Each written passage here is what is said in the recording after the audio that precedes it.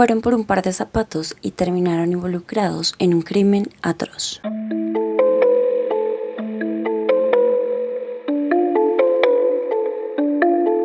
Buenas, bienvenidos nuevamente a este bello espacio. Yo soy María Cruz, fisioterapeuta de adultos mayores, y aquí te cuento las historias que ellos me cuentan a mí.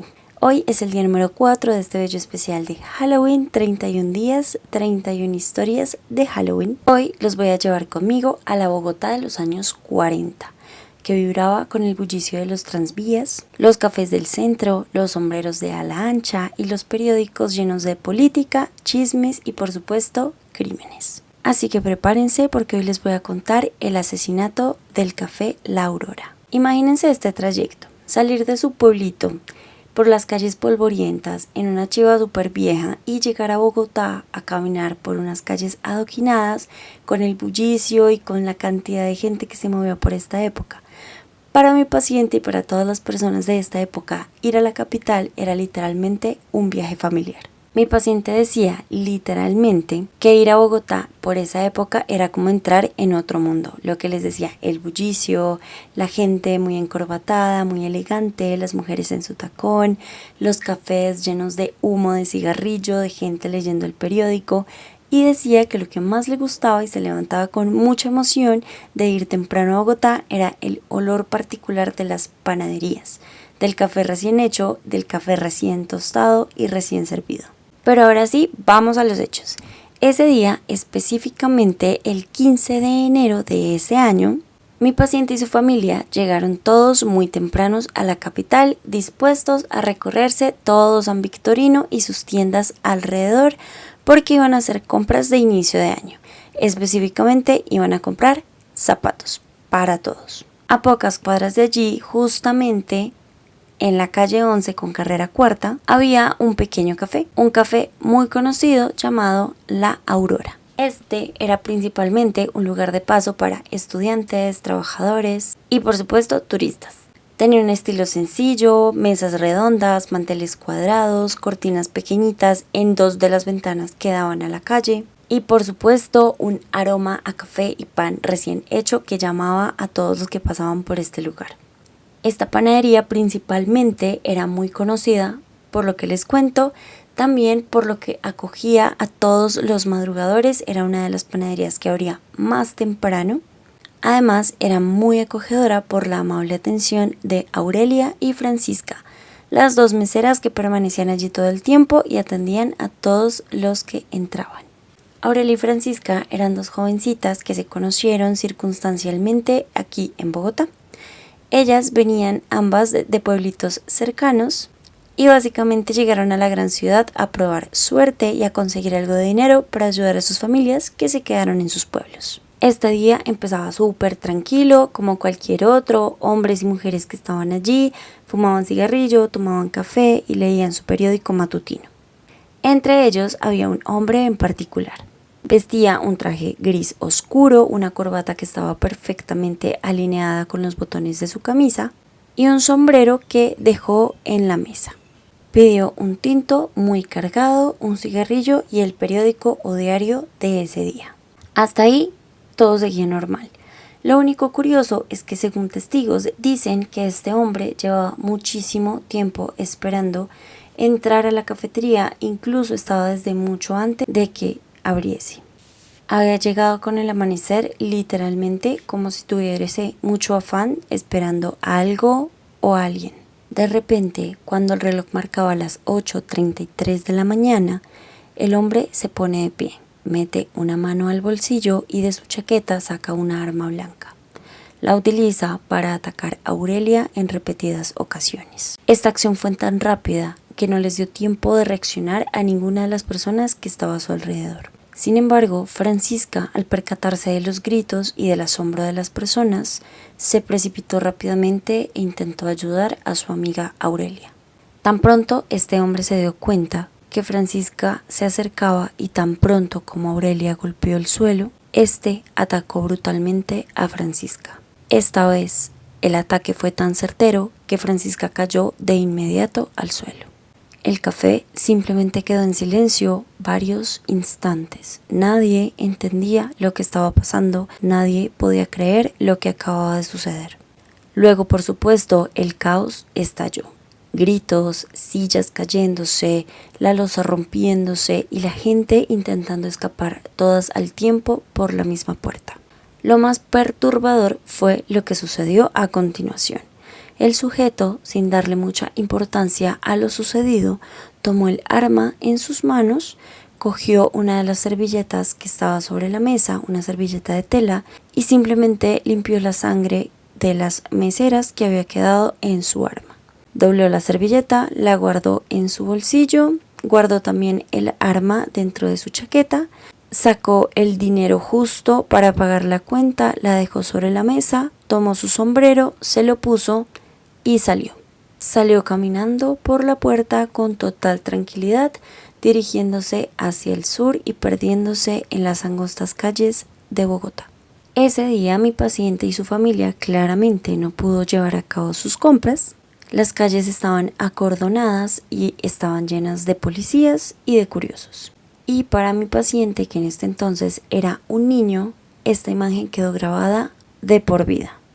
Cabe aclarar que al haber llegado tan temprano a la ciudad, fueron unos de los primeros en asomarse a ver qué era lo que había sucedido y pues se encontraron esta terrible imagen de la escena del crimen, demasiado explícita. Mi paciente me contó detalles, pero detalles que yo no les puedo contar a ustedes. También había pedacitos de periódico que salieron posteriormente en las noticias, pero pues tampoco les puedo mostrar porque son imágenes muy explícitas y no sé qué pueda pasar aquí. Además estamos comenzando y no queremos que nos despidan tan pronto de por acá.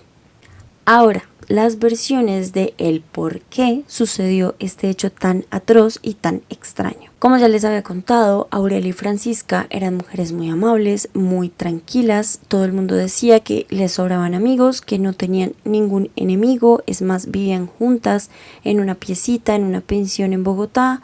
Salían muy temprano a trabajar y llegaban muy tarde en la noche. Algunos dicen que el tipo era un cliente de la cafetería que fue rechazado seguramente por ellas. Otros afirman incluso que era un veterano, un ex militar que sufría de posible estrés postraumático, aunque esta versión se descartó porque no hubo ningún tipo de detonante. Algunos otros hablaban de ajustes de cuentas, que también se descartó después porque no se robaron absolutamente nada. Y pues nadie venía persiguiéndolas, no habían recibido ningún tipo de amenaza, entonces esta hipótesis también se descartó. Y les cuento que aquí la historia se pone aún más locochona y oscura claramente. La policía intentó seguirle el rastro por las calles del centro, pero los que conocen Bogotá, y para los que no conocen, Bogotá es enorme. Bogotá tiene muchos pasadizos, muchas calles angostas, muchos lugares donde una persona se puede esconder. Es realmente difícil y pues imagínense más en esa época que la tecnología no estaba tan avanzada y que no se podía utilizar. O sea, literalmente se pudo haber metido por cualquier puerta, por cualquier ventana y por 2 pesos pues nadie hubiese dicho nada. Versiones aseguran que este tipo lo encontraron después en otro café intentando hacer exactamente lo mismo. El mismo patrón llegaba súper temprano, pedía café, tinto, periódico y cuando marcaba el reloj las 8:30 o 33 de la mañana, 8:30 pasaditas de la mañana, atacaba a las meseras. En una de estas acciones que se repitió de este tipo, atacando a las meseras, en una de esas lo capturaron. Lo llevaron al calabozo, a la UPJ o como se haya llamado en ese entonces, pero simplemente cuando lo fueron a procesar, el sujeto había desaparecido mágicamente. Dicen que tenía pues quien lo ayudara allí adentro y por eso el tipo actuaba con tanta tranquilidad y naturalidad, porque simplemente sabía que no le iban a hacer nada. Y la versión final de cómo terminó todo es más macabra aún. El tipo fue encontrado en una pensión barata en el centro de Bogotá, desvivido por su propia mano. Al lado de su cuerpo encontraron una nota que dicen que es ilegible. Muchos dicen que fue que la escondieron porque era donde decía por qué lo hacía, quién lo mandaba, dejó como su manifiesto, pero pues obviamente lo desaparecieron. Cuando revisaron pues esta pensión donde él vivía, encontraron que dentro de sus pertenencias habían varias cartas a mujeres que nunca entregó y estaban básicamente todas las servilletas con las que limpiaba su arma después de atacar a estas personas. Y ahí fue que se destapó todo, se dieron cuenta que el tipo era un sicario a sueldo, que lo contrataban hombres que perseguían este tipo de muchachas y que las muchachas no les hacían caso y simplemente las mandaban desvivir. Básicamente era una mafia muy fuerte que había por ese tiempo y este sujeto fue contratado por ellos para acosar y desvivir a las mujeres que no les hicieran caso. ¿Qué pasó? Que este sujeto se enamoró de una de sus víctimas, obviamente él la desvivió, este sujeto entró en depresión y con el dinero que consiguió por desvivir a esta chica compró un arma de fuego y pues se enloqueció y se desvivió. Pero todo esto son rumores, son cuentos que me cuenta mi paciente, que me cuenta su familia. Realmente no sabemos qué pasó porque no dieron muchos detalles en el periódico. Como les digo, habían muchísimos crímenes por estas épocas que quedaron inconclusos y simplemente él dice que esa imagen quedó grabada en su memoria y es una historia que jamás y nunca va a poder olvidar. El miedo de sus padres para volver a Bogotá, el silencio de los comerciantes y esa sensación del aterrador sitio que puede llegar a ser Bogotá en esa inmensidad. El Café La Aurora, por supuesto, cerró tiempito después de esto y la historia simplemente se fue desdibujando de la memoria de las personas que lo vivieron. Pasó a ser un caso más, una página más en un periódico y ya. Hoy solo quedan simplemente los recuerdos de la memoria de los más grandes como mi paciente. Obviamente quedan muchísimas preguntas abiertas, preguntas como si fue un crimen pasional, un ataque de locura, si era este tipo realmente el enamorado de todas estas chicas, si realmente era un sicario contratado o si simplemente son historias de corrupción que nunca salieron a la luz por manos poderosas. Eso nunca lo sabremos, tampoco lo investigaremos, no nos gustan este tipo de polémicas. Recuerden que aquí cuento las historias que me cuentan mis pacientes y esta es una historia que mi paciente jamás va a poder olvidar.